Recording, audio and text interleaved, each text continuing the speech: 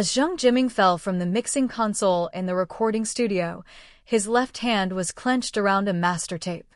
The one who pushed him was Xing Qixing, the student he had personally guided through the recording engineering program at the conservatory, the last disciple he had spent 18 years teaching, from microphone placement all the way to immersive mixing in Dolby Atmos. The very person he had pointed to at the Audio Engineering Society's international convention and told colleagues from around the world, "This young man will redefine the way humanity listens to music." In the instant of the fall, Zhang Jiming saw Xing Qixing adjust his monitor headphones with his right hand, still wearing anti-static gloves, his movements as composed as if he had just finished the final mix-down of a track. Those eyes, under the cold glow of the studio's view meters, watched him accelerate away without anger, without murderous intent, only a precisely calculated relief, as if he had just erased a track of unwanted noise. Zhang Jiming's back smashed through the recording studio's soundproof glass, then crashed through the cable trays bolted to the exterior wall of the second floor, and finally landed on the ventilation duct on the roof of the electrical room. His spine suffered a burst fracture at the 11th vertebra. 7 ribs broke. His left ear was rendered permanently deaf by a skull fracture and blast trauma. His left hand still clutched that master tape. The reel had shattered on impact, the black magnetic tape spilling out of the crack and winding around his wrist, like an impossibly thin chain in the moonlight. A handwritten label was stuck to the reel, the ink already faded, but the 2 characters Jiming were still legible.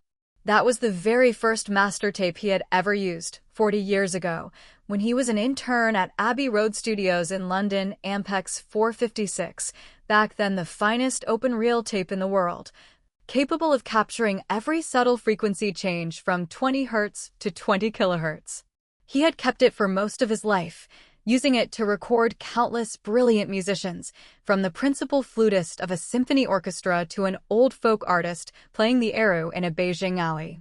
What Xing Qixing did not know was that, 3 minutes before being pushed, Zhang Jiming had already uploaded an encrypted set of recording engineering notes to an anonymous cloud node. That document was the life's work of his decades as a recording engineer, over 600 pages in its complete form, covering every microphone technique, mixing philosophy, sound field design, and equipment calibration trick from the mono era to the age of immersive audio. Every chapter included hand-drawn diagrams of microphone arrays and spectrum analyses of actual recording case studies, from the BBC's symphony orchestra recording techniques to his own original creation, the Jiming array, a microphone configuration capable of precisely capturing 3-dimensional spatial information in any acoustic environment. The document was set with a 72-hour silent period. If Zhang Jiming did not manually cancel it, it would automatically send itself to the Audio Engineering Society, the UNESCO Committee for the Protection of Sound Heritage, and the editorial departments of 3 of the world's top music technology journals. What Xing Qixing had obtained was a forged set of notes, with key parameter settings altered. Zhang Jiming had sensed something wrong 2 weeks before the fall. Xing Qixing was frequently working late into the night, claiming it was for an urgent mixing project. But the studio's access logs showed that his entry and exit times did not match the overtime hours he reported. Zhang Jiming refused to believe that the student he had raised by hand could harbor treachery, but he made backups anyway. He split the real notes into countless encrypted fragments and stored them across different servers. This habit was one he had picked up as a young man interning at the BBC back then. Recording was still a purely analog affair. If a master tape was ruined, it was truly ruined, with no possibility of backup. He had witnessed with his own eyes an old recording engineer whose assistant had carelessly placed an open reel tape on a radiator, causing the entire tape to be demagnetized and months of recordings to be completely wiped out. That engineer had wept in the studio for a long time and never recorded any music again. Zhang Jiming lay on the deformed ventilation duct, the blood from his left ear pouring into the iron seams of the vent. The blood seeped down along the iron sheeting and dripped onto the concrete floor of the electrical room, making an almost imperceptible tap-tap sound. He heard applause and laughter coming from the recording studio above. The entire recording team was celebrating Xing Qixing just having won a Grammy for Best Classical Engineering. The citation read, "For pioneering the realization of orchestral recording and spatial audio on a global scale, redefining the symphonic listening experience." The core technical proposal for that nomination, the so-called spatial audio orchestral recording method, was taken entirely from Zhang Jiming's manuscripts. Xing Qixing had merely changed the title from Jiming Array to Qixing Array. The main text was almost identical, word for word. Zhang Jiming closed his eyes, thinking that this time it was really over. A recording engineer pushed from a studio, fallen onto a crumpled ventilation duct, clutching a master tape with a broken shell, dying quietly. In this life, he had recorded countless concerts, from the Musikverein in Vienna to the Zhongshan Music Hall in Beijing, from Karajan's final Beethoven symphony cycle to the digital restoration of the original recording of Audiobook, The Moon Reflected in the Second Spring. His ears had heard the most beautiful sounds in the world, and also the harshest noise. In the end, he was dying on the ventilation duct of an electrical room, with only the sound of his own blood dripping into iron seams in his ears. He did not die. Just after 4 a.m, a maintenance worker who had come to inspect the ventilation system in the electrical room found him. The worker was surnamed Liu, 58 years old, who had worked in property maintenance in this office building for 30 years. He had seen elevators trapping people, water pipes bursting, heartbroken drunk recording engineers singing on the rooftop, but never someone who could still breathe after falling from the third-floor recording studio. He first noticed that small pool of dark red stuff on the electrical room's concrete floor, thought it was some kind of leaking fluid, and shone his flashlight upwards, revealing the curled-up human shape on the ventilation duct. The flashlight fell from old Liu's hand and rolled several times on the concrete floor. He did not panic. A man who had done 30 years of maintenance in an office building had seen all manner of bizarre things. He used his walkie-talkie to call the night security guard downstairs. The two of them carried the man down using the freight elevator, flagged down a passing taxi, and raced through every red light to the nearest hospital. The emergency treatment lasted 17 hours. 7,000 milliliters of blood were transfused. 4 surgeries were performed. The first was spinal fixation. 6 titanium alloy screws and 2 titanium rods were used to realign the shattered vertebrae piece by piece. The second was rib reduction. 7 broken ribs were fixed with 3 titanium alloy plates and over a dozen screws. The third was a splenectomy. The internal bleeding could not be stopped, so it had to be removed entirely. The fourth was debridement of the left ear. Most of the glass shards in the ear canal were removed, but the auditory ossicles were shattered, the stapes, incus, and malleus, the 3 smallest bones in the human body, all broken, like miniature gears smashed by a hammer. On the 13th day post-surgery, Zhang Jiming woke up in the ICU.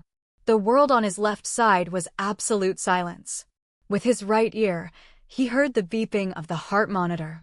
That monotonous, regular beep, devoid of any timbral variation, was to him the most beautiful sound in the world because it proved he was still alive.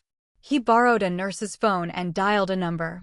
That number belonged to someone named Li Xingzhou, his roommate from 40 years ago, when they slept in bunk beds in a dormitory at the Royal Academy of Music in London. The two of them had squeezed into those bunks for 5 years, lugging portable reel-to-reel recorders together at the BBC proms. Back then, the recorders were heavy as satchel charges, and they'd take turns, one carrying the machine, the other the mic stand. They had pulled countless all-nighters together at the mixing consoles in Abbey Road. Abbey Road Studio 2 was the holy land of recording engineers worldwide, where all the Beatles' albums had been recorded. They were interns at the time and could only use the studio after all the official engineers had clocked out, often working from 10 at night until 6 the next morning, then going to a corner cafe for a full English breakfast, heading back to the dorm to sleep for a few hours, and attending classes in the afternoon. Li Xingzhou later left recording. He said that recording other people's music was just making wedding gowns for others your whole life. The recording engineer he admired most was Abbey Road's legendary Ken Scott, but Ken Scott had recorded albums for most of his life and walked down the street without a single person recognizing him. Li Xingzhou said that wasn't the life he wanted. He switched to manufacturing audio equipment, starting with the most basic dynamic microphones and building his factory brick by brick. 40 years later, he controlled the largest professional audio equipment manufacturing group in the world, with brands covering everything from million-dollar recording consoles to consumer wireless earbuds. Products installed in nearly half of the planet's top recording studios and concert halls. When Li Xingzhou answered the phone, he was in Amsterdam at an international pro-audio trade show. His booth was in the most prominent spot at the RAI Convention Center, directly across from the combined Sennheiser and Neumann stand. He was introducing a new ribbon microphone to a Nordic client when the phone vibrated in his pocket. He glanced at the caller ID, an unfamiliar number, a country code from mainland China. He was about to hang up, but his finger hesitated over the reject button. He recognized that area code. It was the code for the city where Zhang Jiming lived. He answered and heard the feeble voice on the other end.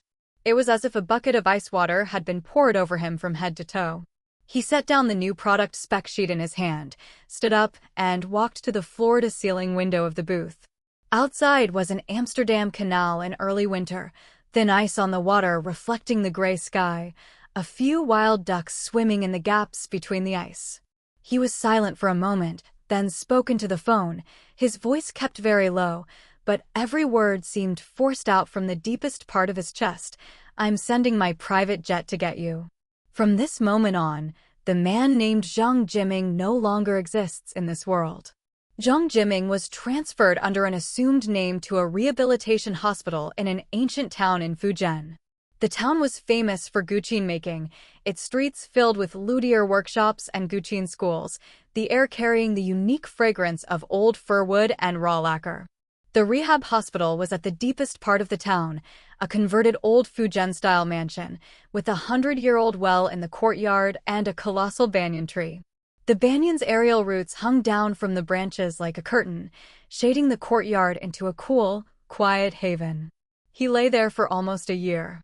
The titanium screws in his spine reminded him with absolute punctuality during the humid days of the Fujian rainy season that he was still alive.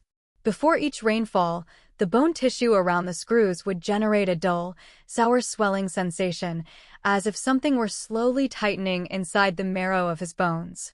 His rehabilitation therapist was a retired sports medicine doctor from the provincial sports team, surnamed Zhan, whose technique was extraordinarily meticulous. He employed a method that combined traditional Chinese bone setting with modern sports rehabilitation, first using his fingers to feel along Zhang Jiming's spine joint by joint, judging the position of each screw and the healing condition of each vertebra, then performing targeted passive stretches. After Dr. Zhan felt Zhang Jiming's spine for the first time, he said, "You're meant to spend your life standing. Don't let a few screws turn you into a seated man." Zhang Jiming said, "I know. I've stood for most of my life." Dr. Zhan replied, "Then keep standing." Once he could get out of bed, he underwent a long, grueling course of rehabilitation training. The town's old bluestone lanes became his rehab track.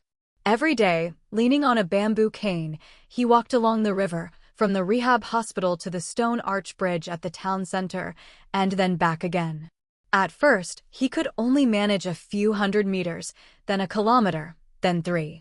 The townspeople gradually got used to this white-haired stranger with a slight drag in his right leg, accustomed to his punctual appearance on that riverside stone path every morning, like an old migratory bird that had fallen behind the flock. 3 years later, in an alley along the river deep in the town, he opened a tiny headphone repair shop, named Bayan Headphone Repair. He renamed himself Li Bayan. Li was Li Xingzhou's surname. Bayan meant speaks little, a reminder to himself to talk less, do more. The most words he had ever spoken in his life weren't in academic conference presentations, but in recording studios, explaining to young engineers how to place mics, how to set gain, how to preserve a piece of music's dynamic range during mixing. Every one of those words had been useful, none had been nonsense. Now he saved those words, replacing them with repairing headphones. The shop was so small it could only hold one person, one desk, and one oscilloscope. The walls were covered with all kinds of headphones, from decades-old high-impedance models to the latest planar magnetic flagships, from studio monitor headphones to limited-edition electrostatic headphones discontinued years ago. By the door hung a hand-painted wooden sign, the lettering as neat as if drawn with a ruler, "All headphones that can make sound, repaired." Earpad replacement 20, cable replacement 50, driver repair negotiable. Bluetooth headphones not accepted. The townspeople called him dumbly, for he spoke no more than 5 sentences a day. He opened at 6 in the morning and closed at 8 at night. His method of repairing headphones was extraordinarily unique. When diagnosing faults, he did not use instruments. He used his right ear. With only that right ear, he could discern a dip of less than 1 decibel on a headphone's frequency response curve. With just one ear, he could determine on which exact spot on the diaphragm the damping coating thickness deviated by a few microns. He spent 4 to 6 hours tuning a pair of headphones, his right ear pressed to the driver the entire time, without any auxiliary measurement equipment. The final frequency response curve he achieved deviated from the Harman target curve by no more than a few tenths of a decibel across the full frequency band. Before repairing a pair of headphones, he would first put them on and listen to a familiar recording, usually the final movement of Mahler's Symphony No. 9, with Abbado conducting the Berlin Philharmonic. He had recorded that album himself. He knew every instrumental balance, every reverb decay, every instrument's positioning in the soundstage by heart. If the headphones had a frequency response issue, he could hear it in seconds, which frequencies were too prominent, which were lacking, where the phase problems lay in which frequency band. Then he would open the headphone driver and gently touch the edge of the diaphragm with his fingertips, feeling the uniformity and aging of the damping coating. His fingers, honed through decades of positioning microphones, had developed an almost supernatural tactile sensitivity, able to feel microscopic wrinkles on a diaphragm invisible to the naked eye in complete darkness. An old professor from the nearby conservatory happened to pass by and brought in a pair of classic old monitor headphones he had used for nearly 20 years for repair. They were a Sennheiser classic, the HD 580, discontinued for a long time. The professor said he had taken them to several repair shops, and all said parts for this model were no longer available and couldn't be repaired, advising him to buy new ones. But he couldn't bear to part with them.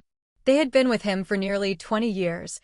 The earpads had been replaced countless times, the cables several times too, but the drivers were still good, just a bit of high-frequency roll-off. Li Bian took the headphones, turned them over in his hands, listened with his right ear for less than half a minute, and said, "The left driver has a high-frequency roll-off of nearly 3 decibels. Diaphragm aging. The right driver's mid-bass damping coating has slight peeling, causing a peak of about 2 decibels around 200 Hz. The old professor froze. He had worn those headphones for almost 20 years and had never noticed the 200 Hz peak in the right driver. Li Bian opened the left driver and recoat the diaphragm edge with a damping compound he had formulated himself, a substance he had spent a long time experimenting with, its recipe containing natural beeswax, a specific mesh size of carbon powder, and a kind of turpentine he distilled himself. After coating, the diaphragm's high-frequency extension could be restored to near factory levels. Then he used an old degausser he had modified to remagnetize the magnetic circuit. That degausser was built from an old transformer, with the coil turns and current intensity all calculated by himself, capable of restoring demagnetized old neodymium magnets to close to their original magnetic flux. The entire restoration process took nearly 6 hours. When it was done, he handed the headphones to the professor, who put them on and listened to a piano solo he had recorded himself when he was young, Schubert's Impromptu in G-flat major, the recording quality average, but the piano's timbre very realistic. As he listened, he suddenly took the headphones off and sat in the shop in silence for a long time. Li Bian thought something was unsatisfactory and was about to take them back to recheck when the professor spoke. He said, "I've used these headphones for nearly 20 years, and I've never heard such beautiful sound. It's not that it became more beautiful, it's that the sound of their youth has returned." After returning, the professor told his students in class that master repairman's ear is more accurate than the acoustic measurement instruments I've used for most of my life. Go get a pair of headphones repaired by him, listen to the sound he tuned, and it will be more useful than a whole semester of recording class. Some students actually went to have repairs done, and afterward wrote a detailed report nearly 10,000 words long in the class group chat. The last sentence read, "I suspect this master wasn't a headphone repairman before. The frequency response curve he tuned matches the Harman target curve I measured with an APX 555 audio analyzer almost perfectly, but he didn't use any measurement equipment. He only used one ear." Li Bian never responded to such comments. No one knew his past.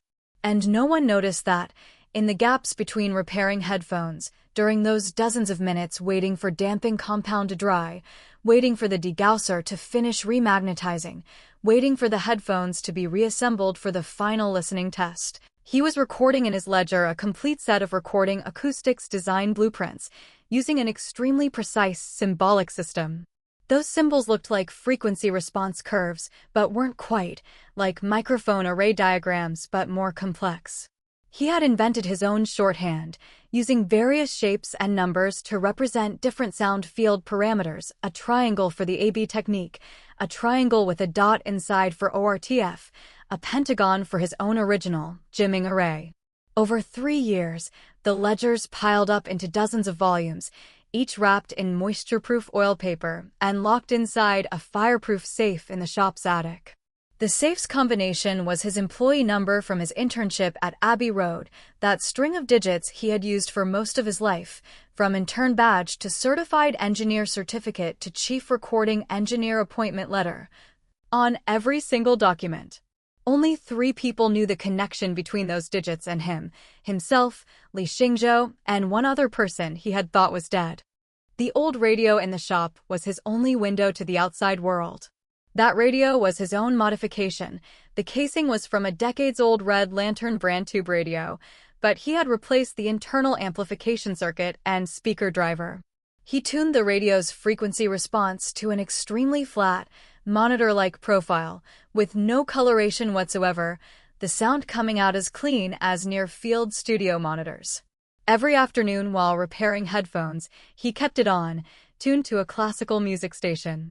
That afternoon, the classical music program on the radio was interrupted by a news bulletin. The announcer's voice carried a restrained pride. Sheng Qixing was holding a press conference at the Golden Hall of the Musikverein in Vienna, announcing that his monograph, The Philosophy of Spatial Audio Recording, had been translated into over a dozen languages and was being released simultaneously worldwide. This was the first time a Chinese recording engineer had published a high-end academic work on recording globally under his own name. The radio then broadcast Sheng Qixing's own voice. That voice was all too familiar to Li Bian, the slender, shy teenager from a mountainous area in Fujian who had tested into the conservatory and on his first time entering a recording studio had been too nervous to even touch a microphone stand. Now he could speak with a tone both warm and confident, holding forth with eloquence in front of the organ at the Musikverein. Sheng Qixing said, "Everything I have achieved originates from my mentor, Mr. Zhang Jiming." Teacher Zhang tragically died in a fire caused by recording studio equipment failure several years ago. His recording philosophy has always been the beacon guiding me forward. His voice paused, taking on a controlled choke. I still remember the last time I saw Teacher Zhang, in the main control room of the Beijing recording studio. He was mixing a symphony, using his original immersive recording array. He turned back and said to me, "Qixing, sound is shape. A truly great recording engineer doesn't just record sound, but preserves its shape in time." That sentence I have always kept in my heart. A reporter asked whether Zhang Jiming had left behind any unfinished recording manuscripts before his death.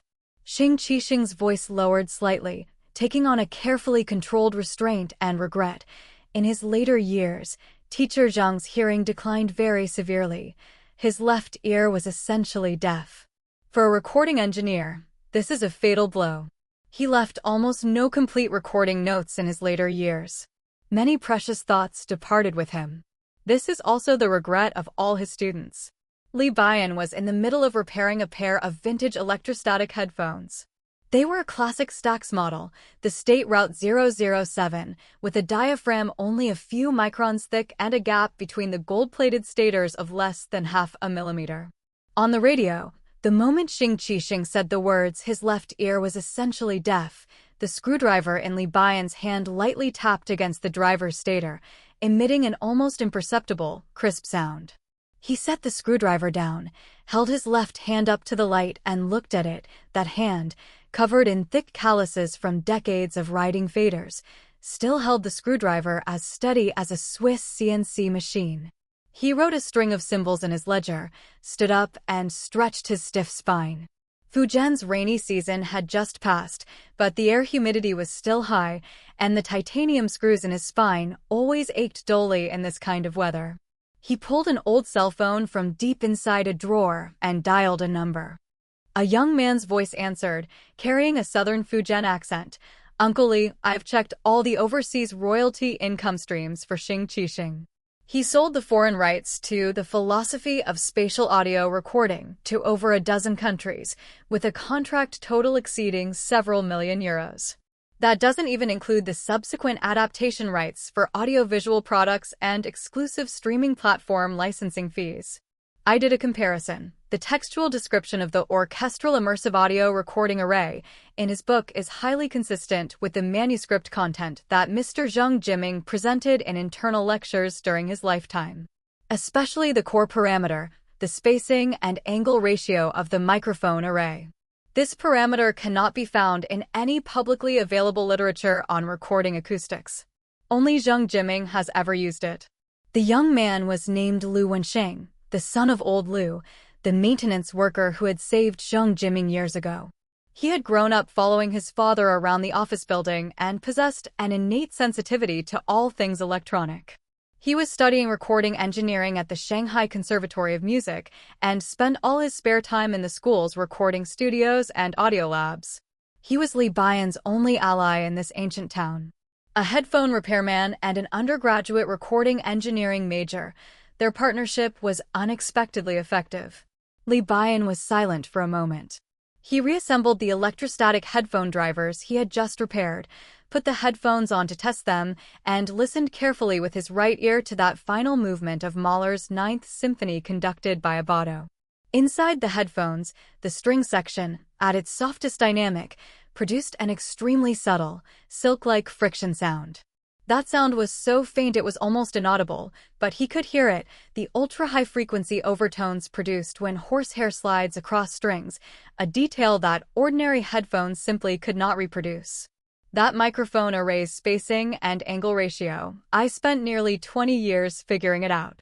Using a specific spacing combined with a specific angle creates natural spatial phase differences in a given acoustic field. Sonically, it ensures both the width and depth of the soundstage, while also guaranteeing mono compatibility. He copied it without changing a single number. He didn't change it because he never understood why it was that ratio. He thought I arrived at it using acoustic formulas. That's not true.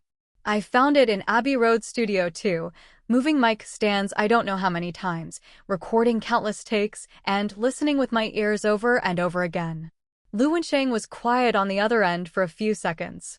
Li Bian continued, "Do you know the trickiest part of testing this array? It's not the theoretical derivation, it's the verification. Every time you adjust the mic position, you have to re-record the entire symphony from scratch, then listen through it all from beginning to end, comparing it repeatedly on dozens of different playback systems, near-field monitors, mid-far field monitors, headphones, car stereos, even a radio. If an array sounds great only on top-tier monitoring systems but lousy on regular equipment, it's not a good array. Music isn't just for audiophiles sitting in the sweet spot, it's for everybody." Xing Qixing never understood this principle. He thought recording was about capturing the most magnificent sound and selling it to audiophiles. He never asked what an ordinary person hears when they listen to that song on a phone. Lu Wensheng fell silent for a long time. Then he spoke, his voice a bit tight. Uncle Lee, I have a question I've wanted to ask you for a very long time. I've looked through all the materials on the jimming array. The earliest internal paper was published at the Audio Engineering Society convention decades ago, authored by Zhang Jiming. Since then, the array has gone through multiple iterations, each with detailed improvement records. Xing Qixing's version is completely identical to Zhang Jiming's on the core parameters. But Xing Qixing claimed Zhang Jiming left no complete manuscripts in his later years. He paused. Uncle Lee, who exactly are you? Li Bian didn't answer. He took the tested headphones off his head and placed them on the workbench. The waveform on the oscilloscope screen danced quietly, the green trace drawing elegant curves in the dimness. Notify your grandpa Li. Initiate the short.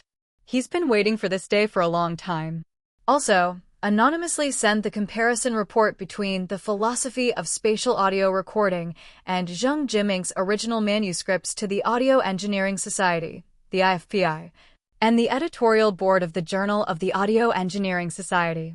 Do this to the standard of an academic integrity investigation, line-by-line comparison, parameter-by-parameter comparison. Every plagiarized item must be marked with its original source and publication date. Didn't Xing Qixing say he's willing to conduct an open comparison on any platform? Then we'll give him a platform the whole world can see. 1 week later. The Golden Hall of the Musikverein, Vienna, Austria. The Musikverein is the holy shrine in the hearts of classical music people worldwide. Its acoustic design is hailed as a miracle of 19th-century architectural acoustics: the shoebox-shaped hall, the stucco ceiling decorations, the wooden stage and seats, together creating a perfect acoustic space with just the right reverberation time and an exceptionally even sound field diffusion. Xing Qixing's choice to hold his press conference here was itself a declaration. He was qualified to stand inside the world's finest acoustic hall and expound his recording philosophy to the world. He had booked the entire hall. The rental fee for the Golden Hall was jaw-droppingly expensive, but he didn't care. This was the effect he wanted: to let music media across the globe see a Chinese recording engineer standing before the organ of the Vienna Musikverein, fluently presenting his academic monograph in English and German to the world. His journey from a recording engineering graduate at the conservatory to a Grammy-winning recording engineer, the teenager from the mountainous region of Fujian. The first time he heard his own recorded sound flowing out of the monitor speakers in his teacher's workshop, that sense of shock and emotion, still vividly remembered. As he reached the emotional peak, his voice trembled. When teacher Zhang left us in the recording studio years ago, I sat for a long time at the mixing console he had used for most of his life. I put on the monitor headphones he left behind and heard the last piece he had been mixing, still plugged in, the final movement of Mahler's Symphony No. 2. I had never heard that version before. His mixing technique was utterly unique, crafting the orchestra's spatial sensation like a cathedral. The strings in the deepest part of the soundstage, the brass piercing through from the very back, the timpani rolls surging from the bottom of the soundstage like an earthquake. After listening, I took off the headphones and said to the empty recording studio, "Teacher, I will definitely let the world hear the sound you heard." He paused for a long time, lowered his head, and wiped the corner of his eye. The audience was so silent you could hear the air convection between the stucco decorations in the Musikverein ceiling. He raised his head and pulled a USB flash drive from his pocket, holding it up to the light. The silver casing of the USB drive sparkled under the crystal chandeliers of the Golden Hall. Inside this USB drive is the digital master of that Mahler Symphony No. 2, the last piece teacher Zhang ever mixed. I pulled it from the USB port of his console after his accident. All these years, I have never opened it, not because I didn't want to hear it, but because I didn't dare. Today, in the best concert hall in the world, I want to play this piece with all of you, for the first time. This is my final farewell to teacher Zhang. Just as he was about to insert the USB drive into the playback device and simultaneously press the remote to play the global promotional trailer for The Philosophy of Spatial Audio Recording, every light in the Golden Hall went out simultaneously. It was not a breaker tripping, because the emergency exit signs on stage were still lit. Only the main lighting and electronic screens went black. The emergency lights did not come on. All electronic screens turned pitch black. Every cell phone screen went dark. People screamed in the darkness. Some tried to turn on their phone flashlights but couldn't. The darkness lasted for about 20 seconds. The Musikverein's reverberation time is over 2 seconds. In those 20 seconds of absolute darkness, everyone could hear the echo of their own breathing in the hall. Then, outside the windows, the giant LED screen on the facade of St. Stephen's Cathedral in Vienna's Old City lit up. That screen had been temporarily rented by the Vienna city government to Xing Qixing's team for outdoor simulcast, originally planned to begin live broadcasting the press conference the moment Xing Qixing pressed his remote. Now, the entire screen turned pure white. On that pure white, a line of black text appeared, in German and English, in the standard monospace font of recording engineering notes, cold, as if clipped directly from the screen of a digital audio workstation. Xing Qixing, do you remember the master tape you demagnetized? Xing Qixing froze at center stage. The USB drive slipped from his fingers, bounced on the Golden Hall's wooden floor, and rolled under the organ's pedalboard. The screen continued to display. Years ago, in your Beijing recording studio, you deleted my recording notes, demagnetized my master tape, and pushed me off the mixing console. You thought I was dead. I am not. Today, I have come to reclaim what you stole from me. Not revenge, it's phase inversion. You have sold a plagiarized and falsified recording philosophy to the world for years. Every young recording engineer misled by your flawed array, every album ruined by your incorrect parameters, every listener deceived by your lies, all counted against you. Chaos erupted inside the Golden Hall. Classical music journalists from around the globe rushed to the windows like mad, raising their phones to take pictures, but the phones were still black screens. Some tried to connect laptops to the internet, but the signal was jammed. Only the text on the St. Stephen's Cathedral screen outside blazed coldly in the winter night wind of Vienna, each letter as tall as a whole floor. Tourists in Stephansplatz stopped in their tracks, looking up. Some started taking pictures with cameras. Cameras were not blocked, and flashes popped across the square one after another. Xing Qixing whirled around and hissed toward backstage. Shut down the cathedral screen. This is commercial defamation. Call the police. His voice transmitted through his headset to the backstage control room, but no one responded. Inside the control room, the technical team that Li Xingzhou had arranged in advance had already taken over the control system for the St. Stephen's Cathedral screen. Not a hack, but a legal takeover. Li Xingzhou's group had obtained temporary usage rights for the St. Stephen's Cathedral screen several weeks earlier under the guise of sponsoring the Vienna classical music season. His veteran business acumen was evident here. He never fought a battle he hadn't prepared for. He had his legal team scrutinize every single authorization agreement word by word, ensuring it was perfectly watertight under the framework of EU law. The screen began displaying the first piece of evidence. Scanned images of Zhang Jiming's original recording engineering notebooks, the yellowed pages of his engineering journals, revised alternately in pencil and pen, with Zhang Jiming's handwritten signature and date in the bottom right corner of every page.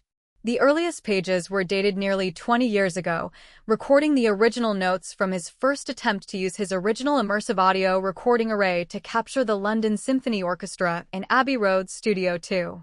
Those notes were extraordinarily detailed: microphone models, serial numbers, placement coordinates, angles, distances, preamp gain settings, the room's temperature and humidity, even a hand-drawn seating chart of every section of the orchestra. Then came the second piece of evidence, a line-by-line comparison analysis between Xing Qixing's The Philosophy of Spatial Audio Recording and Zhang Jiming's original notes. This was Lu Wenqing's work. The analysis report was formatted like an academic paper, with every plagiarized segment annotated with its original source, publication date, and page number. The core parameter, the spacing and angle ratio of the microphone array, was completely identical in both documents.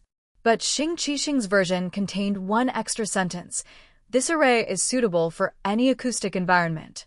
Whereas Zhang Jiming's original notes explicitly stated, The optimal application condition for this array is a natural acoustic field with a critical distance of no less than a specified number of meters.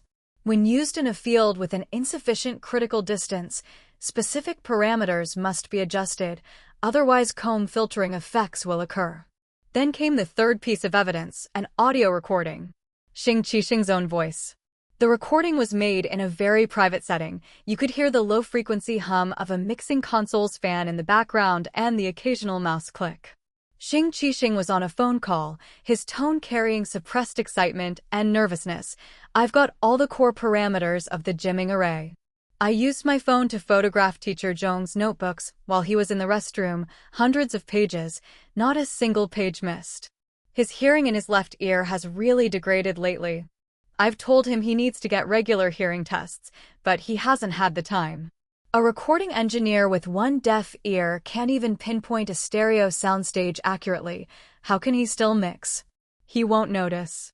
The recording went silent for a few seconds, as the other party seemed to be asking a question. Then Xing Qixing's voice dropped even lower. "Don't worry about the master tape. I've already processed it with a degausser. That Ampex 456 of his, recording the heart's blood of half his life, is now just a blank tape. Even if he discovers the notebooks were photographed, he won't be able to produce any evidence that it's his array, because the master tape is gone." Then the final piece of evidence, a high-definition surveillance video. Footage from years ago at the Beijing recording studio, showing the complete sequence around Zhang Jiming's fall. The surveillance camera was installed in the hallway outside the recording studio, the footage in color, high resolution. In the video, Zhang Jiming pushed open the door from the main control room, a master tape clutched in his hand, his expression one of fury and disbelief. He had just discovered that the Ampex 456 stored in his tape vault had been swapped with a blank reel. Xing Qixing followed him. The two argued intensely in the hallway. Then they entered Studio 1, the largest room in the facility, with a full wall of floor-to-ceiling glass. Zhang Jiming raised the master tape and pointed it at Xing Qixing's chest, his lips moving rapidly. Then Zhang Jiming turned to inspect the microphone cabinet next to the window, the cabinet that housed dozens of his out-of-print, prized microphones collected over a lifetime, each one his darling. The instant he turned, Xing Qixing shoved him hard from behind. Zhang Jiming crashed through the floor-to-ceiling window and out of the frame. An elderly man in the audience shot to his feet. He wore a dark gray traditional Austrian hunting jacket with a silver Montblanc pen and a laser pointer tucked into his chest pocket. He was the honorary life president of the Audio Engineering Society, a titan in the global world of recording acoustics, 87-year-old Count Friedrich von Horn, his family one of Austria's oldest aristocratic lines, though he had personally declined all the privileges of his inherited title, keeping only the Count to command respect at international conferences. In his youth, he had worked as a recording engineer for Telefunken and participated in the production of the Vienna Philharmonic's very first stereo recordings. No one in the world could question his mastery of recording acoustics. Count von Horn stared at the parameter comparison analysis on the screen for a long time.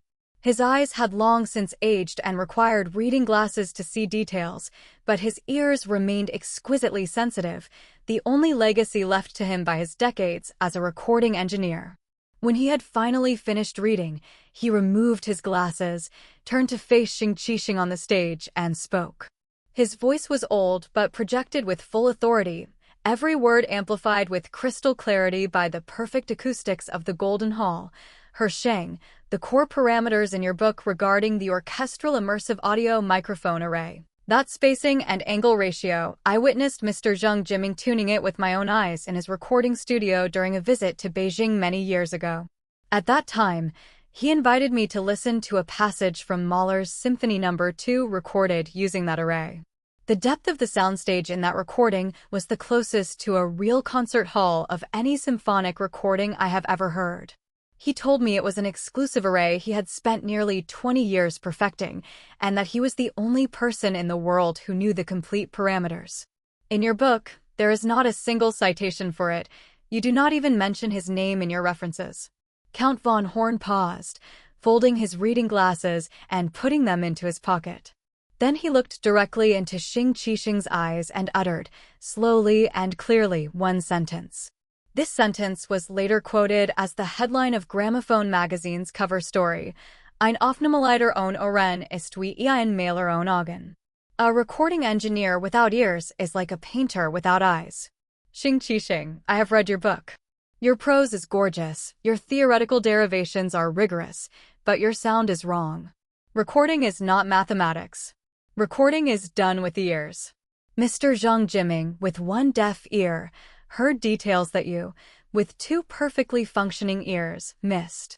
Because he was not listening to parameters. He was listening to the music. A dead silence filled the hall. Xing Qixing collapsed onto the stage, his face like a sheet of bleached music score. His right hand began to shake violently, carpal tunnel syndrome from years of twisting mic stand knobs and gripping console faders, now compounded by a functional tremor under immense psychological shock. He pressed down on his right hand desperately with his left, but it kept shaking, his entire right arm convulsing. A recording engineer's hands, the very hands that had adjusted countless faders on a mixing console with an accuracy of tenths of a decibel, that had positioned countless microphones on stands with millimeter precision, now spasmed meaninglessly under the stage lights of the Golden Hall. The main doors of the Golden Hall were pushed open. Not slammed open, not kicked, but pushed steadily by one hand, with moderate force, the way one pushes open the soundproof door of a recording studio. The person entering was a middle-aged man, wearing a faded gray work jacket, with 4 characters printed over the left chest pocket, "Buy an headphone repair." His frame was lean, his hair very short, his temples completely white, so white they reflected the light of the Musikverein's crystal chandeliers. Slung over his shoulder was an old canvas tool bag, and in his right hand he carried a vintage aluminum equipment case, the standard shockproof case recording engineers used to carry microphones and accessories. Its exterior still plastered with faded airline baggage tags and a BBC Broadcasting House sticker. He walked along the central red-carpeted aisle of the Golden Hall. On both sides, the seats were filled with the most elite figures of the global classical music industry: the chief recording engineer of the Berlin Philharmonic, the technical director of the Vienna Philharmonic, the president of Universal Music's classical division, the program director of BBC Radio 3. As this white-haired man passed those seats, his silhouette superimposed one after another over the gold velvet upholstered chairs. His right leg dragged slightly, the hem of his work pants brushing the red carpet with a soft rustle. No one stopped him. Everyone's gaze was glued to him. Those Grammy-winning recording engineers, those editors-in-chief of classical music magazines, those professors from conservatory recording departments all forgot to speak. Simply watching this white-haired man who had walked in from the Viennese night stride step by step toward the stage. Xing Qixing scrambled up from the stage and saw that face. It was as if every bone in his body had been pulled out. He collapsed once again. That face, he had thought about it almost every day for years. Not with nostalgia. With terror. That face appeared in the instinctive pause every time he opened his digital audio workstation. It appeared in every nightmare that woke him in the middle of the night. It appeared in the inexplicable anxiety whenever he used headphones to monitor soundstage depth during mixing. His right ear always felt the soundstage wasn't deep enough. He had used every reverb plugin and spatial processor available and could never achieve the natural soundstage depth of the jimming array. He thought it was a technical flaw of his own. Now he knew it was not a technical issue, it was a matter of conscience. A stolen array can never produce the sound of an original. Because the originator's ears grew on his own head, the plagiarist's ears grew on someone else's notes. Zhang Jiming Li Bian walked up to the stage and stopped. He did not look at Xing Qixing, who had collapsed on the floor. He first bent down and picked up the USB flash drive and remote control from under the organ pedal board, placing them on the conductor's music stand, his motions natural and unforced, like bending down in a recording studio to pick up a fallen signal cable. Then he opened that old aluminum equipment case. Inside, arranged in neat order, were 3 items. The first, a master tape with a shattered shell, meticulously taped back together. Ampex 456, with a handwritten label on the reel. Jimming. A small piece of black magnetic tape poked out from a gap in the adhesive tape, like a spliced blood vessel. The second, the complete, original handwritten manuscript of Zhang Jimming's recording acoustics notes, over 600 pages, each accompanied by measured sound field distribution diagrams from the original recording sessions. Those diagrams were hand-drawn in pencil, with frequency on the horizontal axis and sound pressure level on the vertical, densely annotated at every measurement point with critical distance, early reflection arrival times, and room mode distribution.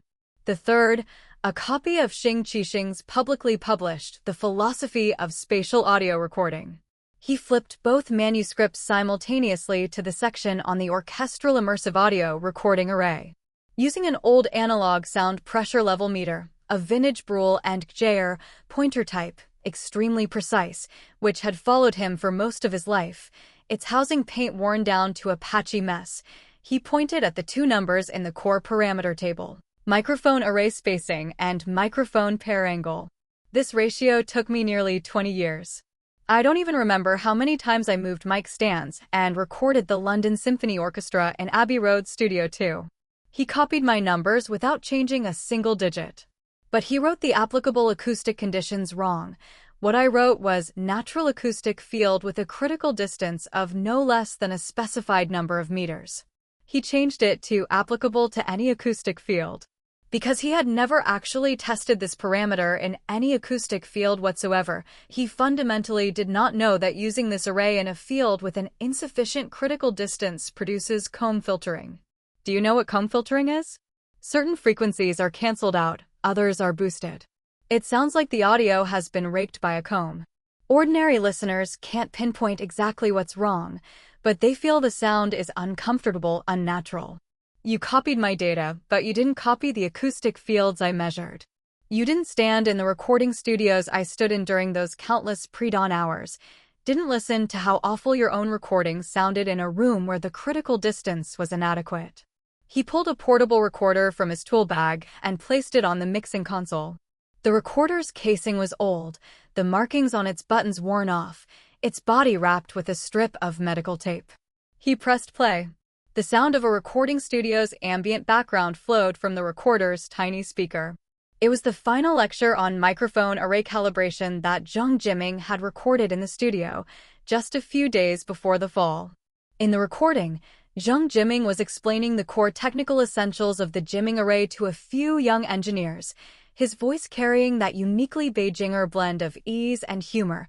Remember this, placing mics is not doing math problems. Math problems have standard answers, placing mics doesn't. Every acoustic field is unique, its reverberation time, early reflections, room modes, even the material of the audience seats, all affect the sound the microphones pick up. So parameters are dead, ears are alive. The spacing and angle ratio I'm teaching you today, I spent the better part of a month measuring in this very room to determine. If you go use it in a different room, it might not work. Don't call and cuss me out then. Use your own ears and listen. He then put away the recorder, looked down at Xing Qixing's trembling hands, and pulled the final item from his tool bag, an old pair of monitor headphones. A classic AKG model, the K240, semi-open, 600 ohms impedance, a standard piece in recording studios the world over. The pads were so worn the inner foam was exposed. The leather on the headband was split in several places, wrapped round and round with black gaffer tape. Zhang Jimming had used these headphones for most of his life, recording countless concerts, mixing countless albums. Their frequency response had been tuned by his own ears to an extremely flat state, not tuned by instruments, but by ear. Every recording session, every mix, he had used them to calibrate his own judgment of sound. Do you remember your first time setting up mics independently, so nervous you couldn't even keep the headphones steady? That was your first semester as an intern. I had you record a piano in a small studio. That piano was a Steinway, a 9-foot concert grand, with an exquisite tone. When you put on the headphones, your hands shook so badly you dropped them on the floor. You picked them up and said to me, "Teacher, I'm sorry, I'm just too stupid." I told you, it's okay if your hands shake. Once your ears are in the music, your hands will steady. Your hands are shaking now, and it's not carpal tunnel. It's your conscience. Once the conscience falters, the hands can never be steady again. A recording engineer with a guilty conscience will produce sound that is also guilty, too afraid to make the soundstage wide, lest it reveal flaws, too afraid to make the dynamics large, lest it distort. Do you know what shape a guilty sound takes? It's a flattened line, no undulation, no breath, no life. He placed the monitor headphones on the lectern, arranging them in a neat row with those three other items, the master tape, the original manuscript, and Xing Qixing's monograph. The four objects lined up, like four tracks recorded side by side on an open reel tape. He turned and walked toward the exit. As he crossed the central red carpet of the Golden Hall, he paused for a single second beside a seat. That seat had a small plaque engraved on it, Reserviert für den Cheftoningenieur, Wiener Philharmoniker, reserved for the chief recording engineer, Vienna Philharmonic. Many years ago, when he had represented China at the AES convention, he had sat in that very seat. After the closing concert of that convention, the chief recording engineer of the Vienna Philharmonic, an old Austrian engineer with a big beard, had clapped him on the shoulder and said, "Your array is the most spatially convincing immersive audio solution I have ever heard. Next time you come to Vienna, I'll take you inside to see the internal structure of the Musikverein ceiling. The acoustic diffusion effect of those stucco decorations is unique in the world." That old engineer had passed away a few years ago. Zhang Jiming stood before this empty seat in silence for a moment. Then he continued walking. When he reached the door, he stopped. He did not turn around. His gaze passed through the hundreds of stunned, shocked, tear-streaked faces in the Golden Hall, through the glow of the evidence still scrolling on the St. Stephen's Cathedral screen, through the crisp chill of the early Viennese winter night, and settled on a direction far away, known only to himself. Lu Ning. Xiaoming is taking her college entrance exams this year. Her first choice is the recording engineering program at the conservatory. On her application form, she wrote a passage, "My father is a recording engineer. He says sound has a shape." A truly great recording engineer doesn't just record sound, but preserves its shape in time. I want to be like him, someone who preserves shapes for sound. She wrote an essay that won a national first prize, titled My Father's Ears. It's about how, after my left ear went deaf, I would press my right ear against her piano to listen to her play. She wrote, "Dad says he can only listen with one ear now, so he listens even more attentively than before. When other people hear a piece, they hear the melody. He hears the vibration of every single note on the strings. Every note, he can hear its shape." His voice faltered for a beat. The perfect acoustics of the Golden Hall delivered his voice to every corner of the auditorium, clearly audible even to those in the topmost balcony seats. "You don't need to come see her off to her exams. And don't let her know that you know about me. She has spent all these years believing her father died in a recording studio fire. Let her keep believing that. Some sounds are too faint. They shouldn't be pressed inside her headphones alone. Her headphones should be playing the music she records herself." He pushed open the door and walked out into the vast, star-filled Viennese night. In Karlsplatz outside the Musikverein, the Christmas market was already open, the aromas of mulled wine and roasted chestnuts drifting through the air. The people in the plaza were still looking up at the content on the St. Stephen's Cathedral screen.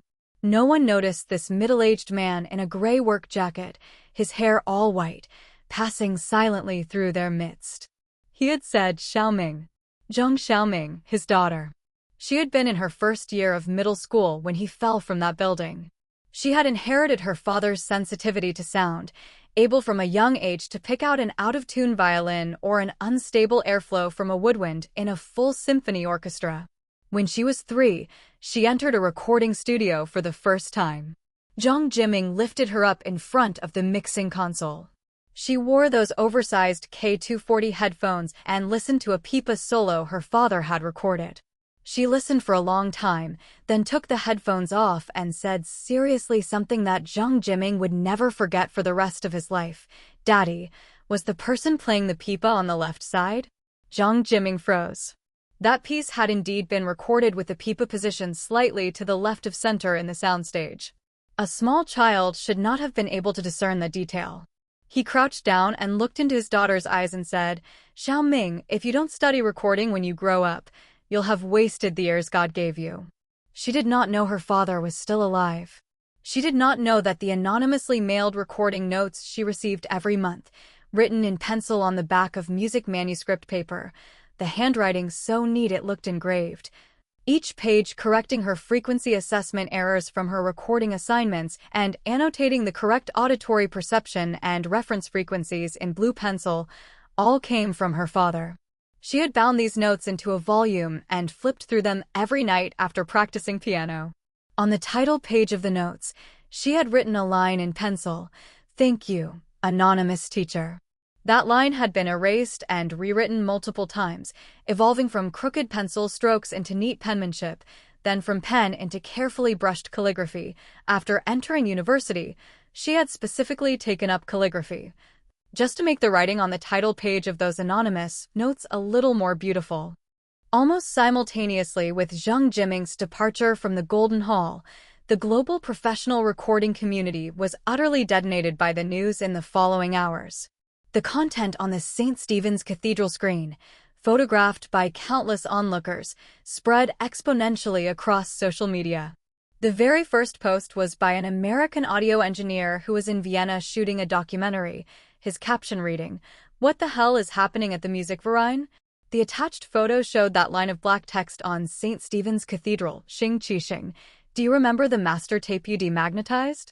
In the photo, the dense crowd in Stephansplatz could be seen, all looking up at the screen. That post was shared millions of times within an hour. The Audio Engineering Society released a statement of exceptionally stern wording in the wake of the event. The Society views with the utmost gravity the events that transpired tonight at the Vienna Musikverein. The Society has received an anonymous whistleblower submission concerning the originality and the veracity of technical parameters in Mr. Xing Qixing's book, The Philosophy of Spatial Audio Recording.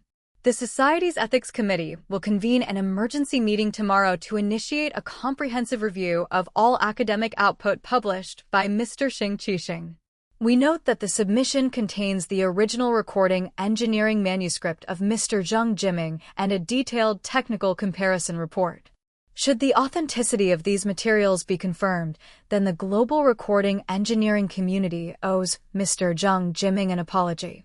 The IFPI, International Federation of the Phonographic Industry, announced the suspension of all cooperation with Xing Qixing and his affiliated companies, including the digital distribution of all albums he had engineered and plans for new productions.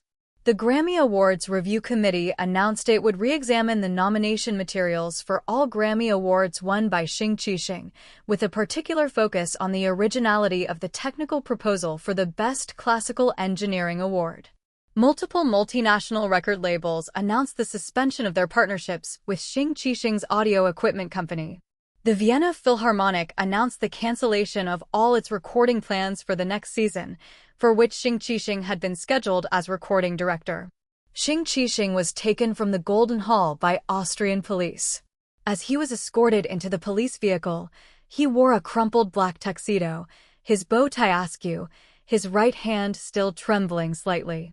An Austrian journalist on the scene captured a photograph, Xing Qixing ducking into the police car, a cufflink falling to the ground. That cufflink was solid gold, engraved with a musical note, custom-made after he won his Grammy. It rolled across the red carpet at the Musikverein entrance and was swept into a trash bag by a cleaner. That photo was subsequently carried by countless media outlets, almost all with the same caption: "The hands that once mixed Grammy-winning albums on a console now tremble in handcuffs." Xing Qixing was extradited back to China. He was convicted on multiple counts and sentenced to life imprisonment, deprived of political rights for life. The sentencing document used 3 iterations of the word particularly cruel means, particularly egregious circumstances, particularly severe consequences, to describe his crimes. The court found that he had systematically plagiarized Zhang Jiming's recording technologies over a long period and, to cover up the plagiarism, had deliberately attempted to murder Zhang Jiming, subsequently staging a recording studio fire. He had cut the grounding wire of the studio's electrical panel, causing a short circuit that started the fire, then publicly claimed Zhang Jiming had tragically perished in the blaze. That old pair of monitor headphones was inducted into the collection of the China Film Museum as physical evidence, catalog number BJ 2026, EV0049. Affixed next to the display case was a note in Zhang Jiming's own hand. These headphones originally belonged to Mr. Zhang Jiming. They were the first pair of monitor headphones he gifted to a student, Sheng Qixing.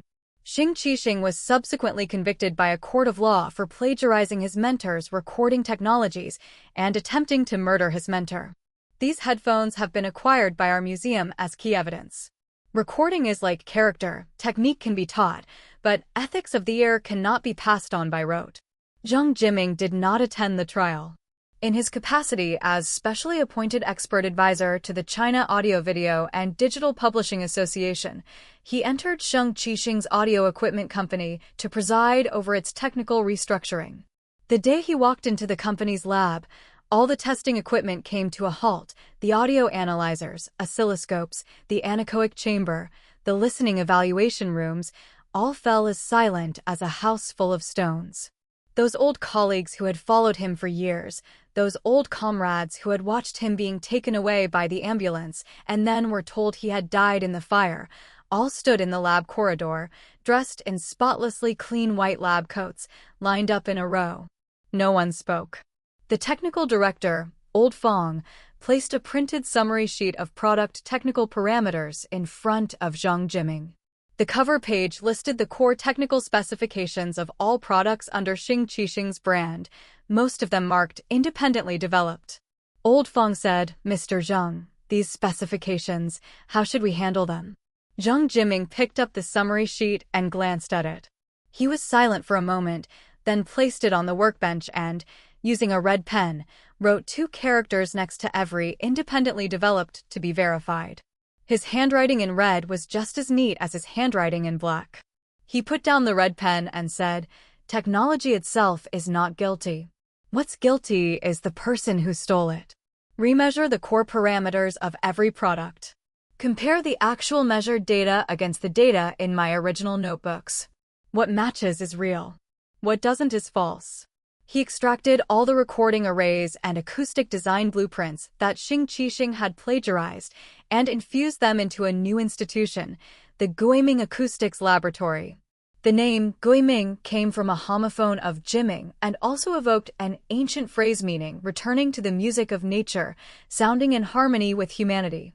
A portion of the equity was donated to the Music Education Fund at Zhang Xiaoming's high school, a fund used to build music rooms and recording studios in rural mountain schools.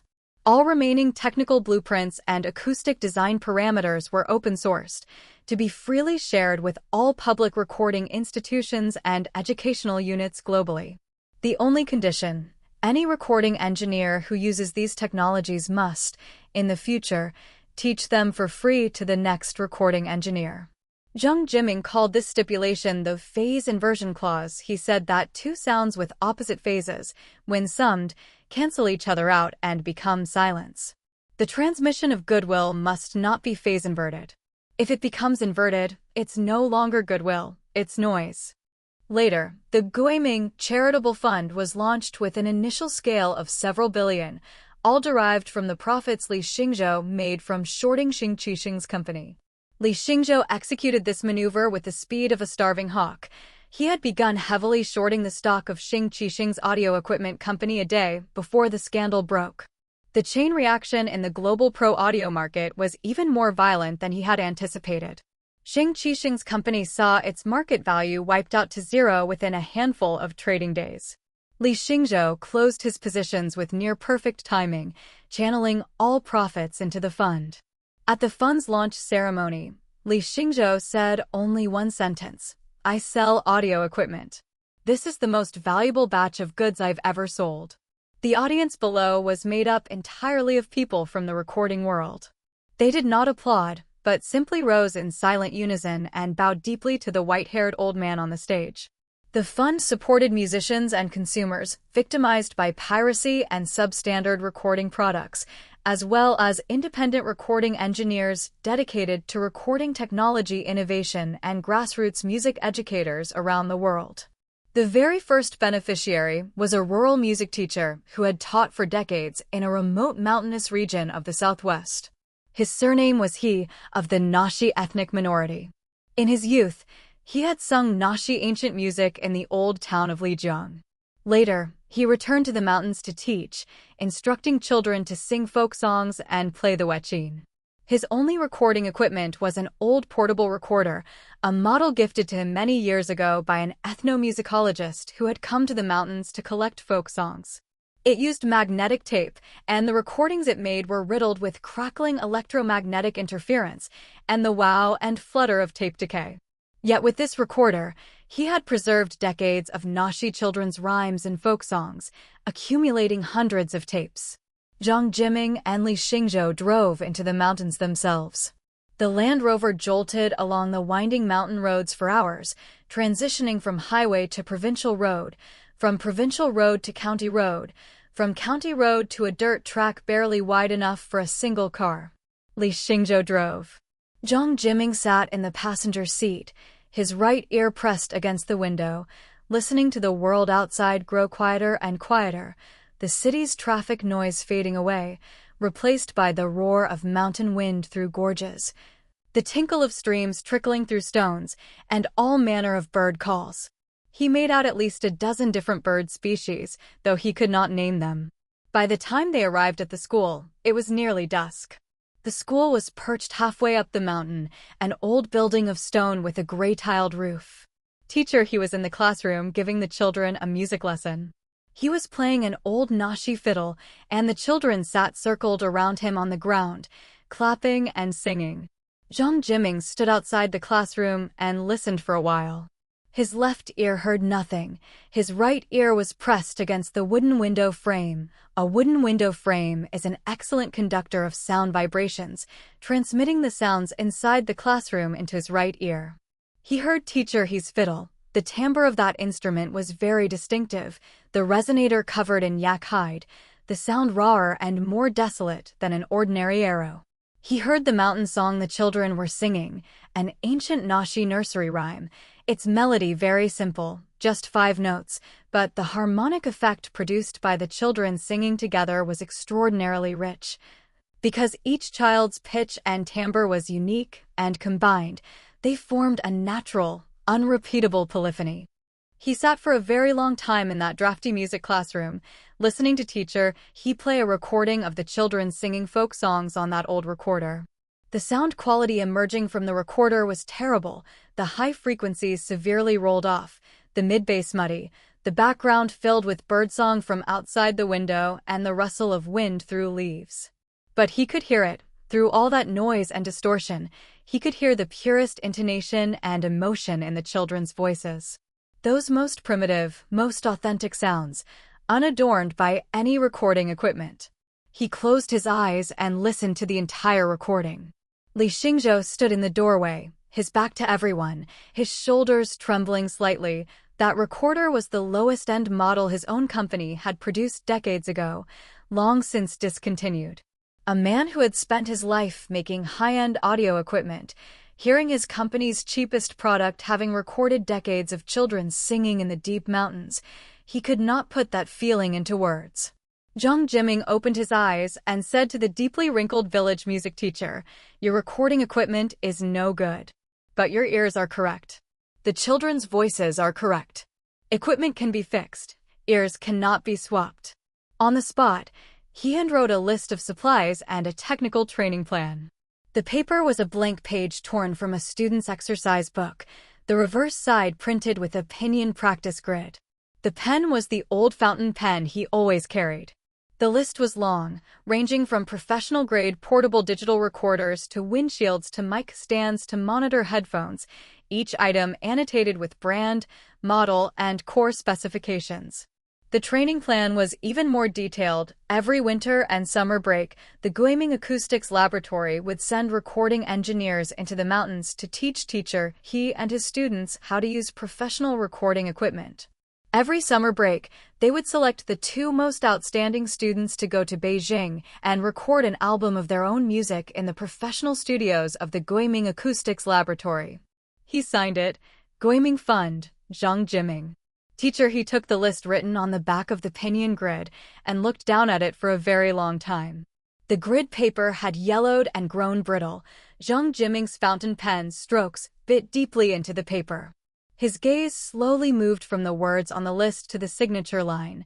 The last character of the signature, the final stroke of that Ming, flicked slightly upwards at the end, like a drawn-out high-frequency overtone. He looked up at the white-haired, left-ear deaf old man before him, dressed in a faded gray work jacket. His lips moved a few times, and he finally asked, "Master, what is it you do?" Zhang Jiming thought for a moment.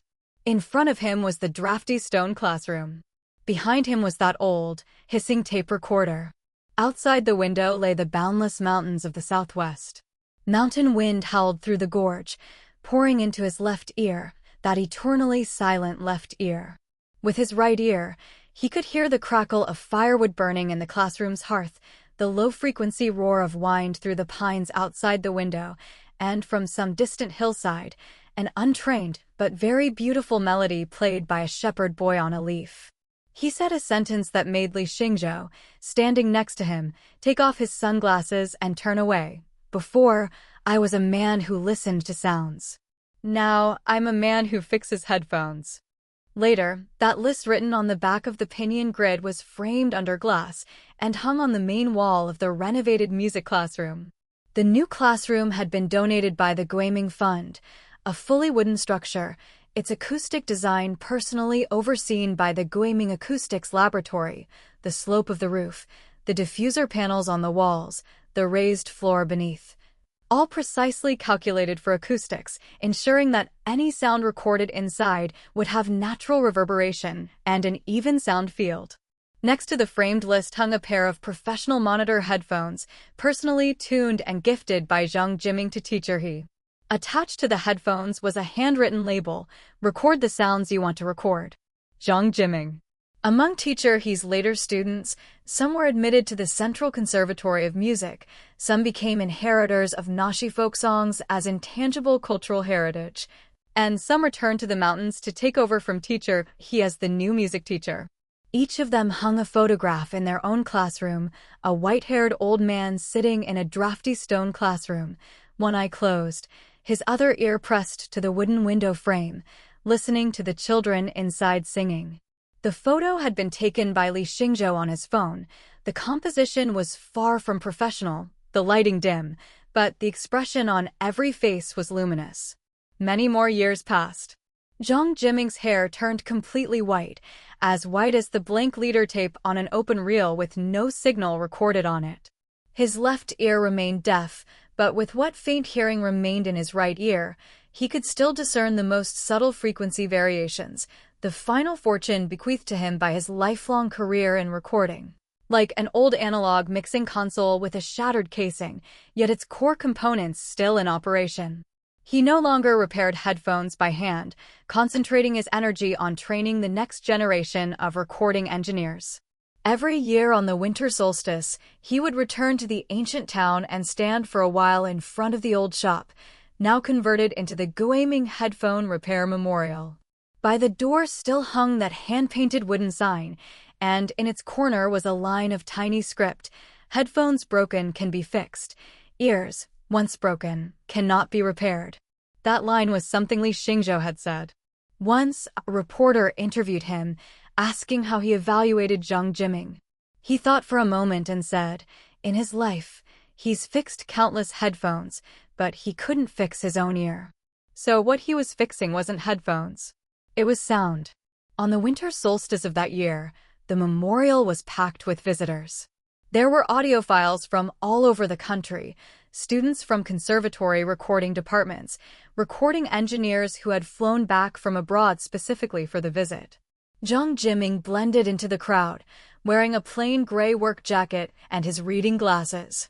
He had become very good at blending in. Don't straighten your back when you walk, don't stare directly ahead, don't subconsciously correct people's misconceptions about microphone directivity when they discuss recording techniques. He walked up to the wooden sign, looked at it through the glass for a while, then turned and melted into the bustling life of the ancient town. The cries of vendors selling malt sugar, pork wontons, and taro paste rose and fell. He found the spot where his own repair shop had once stood, now a stall selling handmade malt sugar. The vendor was a plump, middle-aged man, rhythmically pulling and folding a mass of malt sugar in his hands. Zhang Jiming closed his eyes and listened for a long time to the barely audible rustle of a headphone driver being driven by a test signal. It wasn't that someone was actually testing headphones, it was a sound inside his head. That sound had accompanied him for most of his life, the microscopic air vibrations of a diaphragm moving back and forth under electrical current, the faint friction of the damping coating absorbing resonances at different frequencies, the extremely subtle current hum of a voice coil being driven by a neodymium magnet in the magnetic circuit. Ordinary people could not hear these sounds, but he could. He had trained this pair of ears over the bulk of a lifetime in recording, and in the end, had used them to repair headphones. He opened his eyes and took from his pocket that master tape with the shattered shell, meticulously taped back together, the Ampex 456. The label on the black reel had faded to near illegibility, but the characters Jiming could still be made out. He raised the master tape before his eyes and spun it gently against the winter sunset of the ancient town. The reel reflected a thin line of dull metallic luster, and the broken piece of magnetic tape wound around the hub fluttered softly in the breeze. He put the master tape back in his pocket, turned, and walked out of the ancient town. Behind him, the malt sugar vendor was shouting into his phone, "Get back here and eat, I made your favorite taro paste today." His steps did not falter, the corner of his mouth twitched. It was not a smile. It was the relief of finally being able to not smile without worry. All the silences and rustling sounds he had learned in the abyss had already transformed into someone else's melody. That was enough. He walked out of the ancient town along the bluestone path by the river. The setting sun was reflected on the river's surface, shards of gold light swaying in the ripples. In the distance came the sound of a guqin, who knew from which luthier's workshop it drifted, playing the scattered notes of high mountains and flowing water. The qin music echoed through the narrow alleys of the town, reflected by the bluestone and the wooden doors and windows into a warm, lingering resonance. He stopped and listened for a moment with his right ear. That guqin had an exquisite timbre, likely an old fir-wood body with deer antler ash lacquer. The player's technique was very steady, the decay of the scattered notes controlled with just the right length. The next note struck just as the sound naturally faded almost to inaudibility. He listened to the entire piece, then continued along the stone path. The qin music grew farther and farther behind him, gradually merging into the tranquility of the ancient town's evening. Like a drop of water falling into a clear pond, the ripples spread, and the surface returned to stillness.